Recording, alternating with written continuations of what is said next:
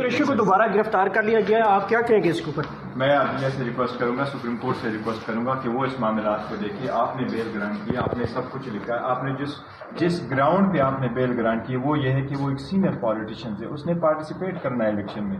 Election free and fair and transparent ہونے کے لیے یہ ضروری ہے کہ سب لوگوں کی پارٹیسپیشن ہو. یہ ان میں سے ایک گراؤنڈ ہے. اسی گراؤنڈ پہ ہماری جو آرٹیکل 184 کی پٹیشن میں نے فائل کر دی تھی وہ بھی عدالت نے انٹرٹین کر دی تھی، اور عدالت نے ڈائریکشن دے دی تھی الیکشن کمیشن کو کہ آپ اقدامات کریں. ایسی سرکمسٹانسز ہے. اب اگر آپ ادھر پہ لوگوں کو اریسٹ کرتے ہیں تو الیکشن پہ بھی بڑا اثر ہوا ہے.